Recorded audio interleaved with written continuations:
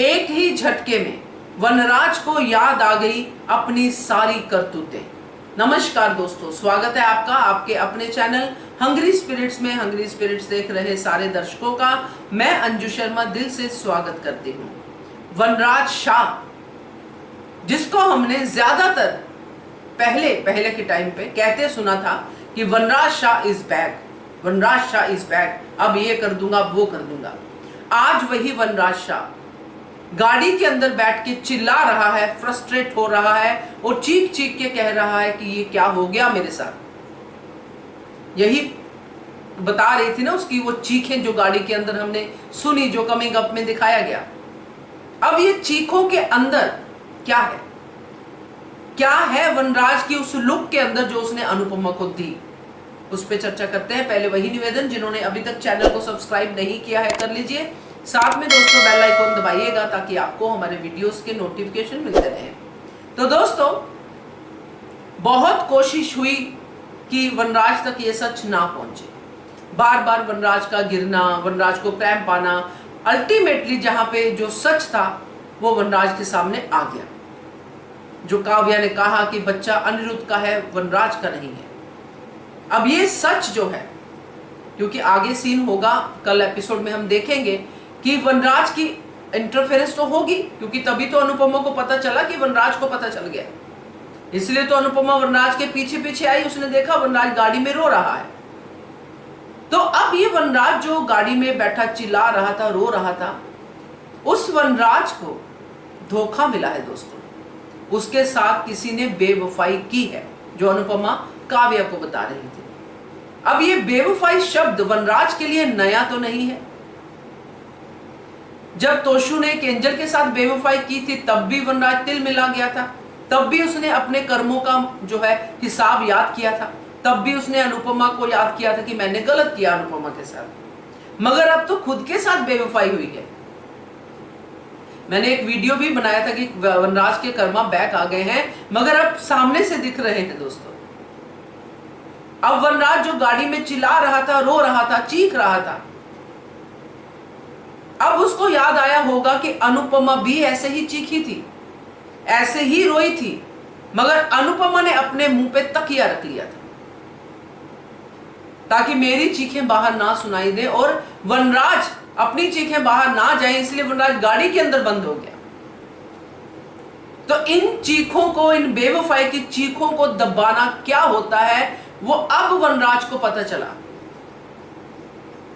अब वनराज को हुआ एहसास अनुपमा के उस दर्द का जो वनराज ने अनुपमा को दिया था। तो ये जो अब वनराज कर रहा है दोस्तों, ये अंदर से उसको फील हो रहा है, क्योंकि जब ये चीज किसी के साथ भी होती है तो ये नाटक नहीं होता, ये फीलिंग अंदर से ही आती है कि मेरे साथ वो क्या क्या। अभी तो मैं इतना खुश था। वही अनुपमा ने भी काव्या को बोला ना कि 25वीं सालगिरह, अनुपमा कितनी खुश थी, दुल्हन के लिबास में थी, और उसके सामने ये सच आया कि उसी की बेडरूम में, उसी की सेज पे, उसी के बेड पे वनराज किसी दूसरी लड़की के साथ है। तो बात तो एक ही है दोस्तों। अब वनराज जिस स्थिति में है, अब उससे वो हैंडल नहीं हो रही है। एक तो मेल ईगो भी हर्ट हुई है, मगर यहां पे मेल ईगो से ज्यादा उसको ये समझ में आ रहा है कि ये वही अनुपमा खड़ी है जो मेरी ही पत्नी को सलाह दे रही है, जिसको मैंने इतने साल पहले उसके साथ बेवफाई की थी और डंके की चोट पे की थी। काव्या की आंखों में तो फिर भी आंसू है बेवफाई के बाद। मैंने डंके की चोट पे की थी कि तेरी तो औकात ही नहीं है मेरी पत्नी बनने की। ये है काव्या, मॉडर्न लड़की, जिसको मैं अपनी पत्नी बनाना चाहता हूं, जिसके साथ मेरी लाइफ अच्छी रहेगी। तो डंके की चोट पे की हुई गलती पे जब बेवफाई होती है तो अनुपमा को कैसा फील हुआ होगा, आज वनराज को पता चला है। अब ये काव्या का वी नहीं रहा है, अब ये पता नहीं क्या बन गया है। मगर मुझे वनराज पे ऐसा नहीं है कि उस पे भी सहानुभूति सब है, बट ये होना चाहिए दोस्तों। अगर आपने कोई भी कॉज क्रिएट किया है अच्छा बुरा, उसका इफेक्ट आपको मिलेगा ही मिलेगा। आप ये सोच के मत बैठिए कि अगर मैंने कुछ सोच में भी कुछ कॉज क्रिएट किया है तो उसका इफेक्ट नहीं होगा, उसका इफेक्ट होगा, क्योंकि ये यूनिवर्सल लॉ है, कॉज है तो इफेक्ट भी है। तो कॉजेज इतने सारे किए हैं वनराज ने, अब पे बैक करने का टाइम है। और ये पे बैक, ये पछतावा तभी होगा जब अनुपमा वनराज को कहेगी कि अब तुम इसका पछतावा करो, क्योंकि बच्चे की कोई गलती नहीं है, और फैसला वनराज पे ही छोड़ेगी, क्योंकि बच्चे को क्या पता। अगर तुम वाकई पश्चाताप करने चाहते हो तो वनराज इस बच्चे को अपना नाम दो। और ये आसान नहीं है, मगर आसान तो कुछ भी नहीं है। बेवफाई करना आसान है, मगर उसको आगे तक जब देखते हैं हम लोग तो कितना मुश्किल है।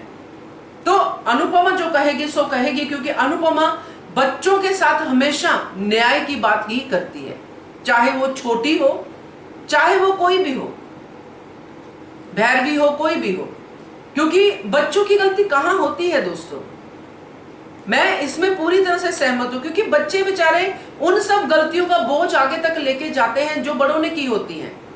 कई बच्चे जिनके पेरेंट्स आपस में लड़ते रहते हैं, डाइवोर्स तक होने की नौबत आ जाती है, बच्चों की लाइफ स्पॉइल हो जाते हैं, कुछ ड्रग्स में चले जाते हैं, अपने घर के क्लेशों को लेके कुछ और करना शुरू कर देते हैं, कुछ इसमें से अच्छे भी निकल आते हैं।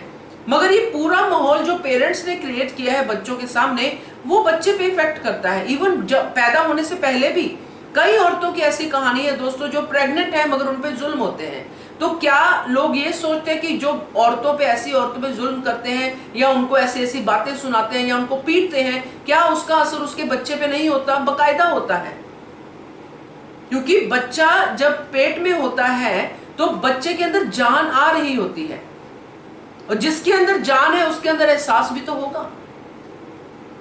तो ये सारी चीजें हैं, और हमारे जो पुराने ग्रंथ है उसमें तो ये पूरी तरह से एग्जाम्पल्स हैं अभिमन्यु की, और कई ऐसी कहानियां हैं जिसमें कि बच्चा पेट में ही सुनना शुरू कर देता है, लात मारनी शुरू कर देता है, ये तो सबको पता है।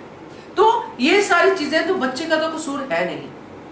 अब बच्चे का कसूर नहीं है तो उसको दंड भी क्यों मिले? जिन्होंने कसूर किया है वो पश्चाताप करें, दोनों ने किया है, काव्या और वनराज ने। अब पश्चाताप करवाने के लिए एक बच्चा आपके पास आ रहा है, उसकी लाइफ को संवार के, उसकी लाइफ को संजो के आप अपनी गलतियों का पश्चाताप कर सकते हो, ताकि आपकी ये गलती, क्योंकि वनराज ने गलती की, फिर काव्या ने गलती की, अब ये गलतियां तभी ठीक हो सकती जब एक आप लाइफ को जीवन दो और अच्छा जीवन दो। और मुझे लगता है यही जो है अनुपमा वनराज को समझाएगी। देखते हैं आगे क्या होता है, मगर अच्छा मोड़ है इस कहानी का। Keep watching Hungry Spirits channel. Thank you so much. Subscribe to our channel by clicking the subscribe button. Click the bell button and enjoy the latest uploads from our channel.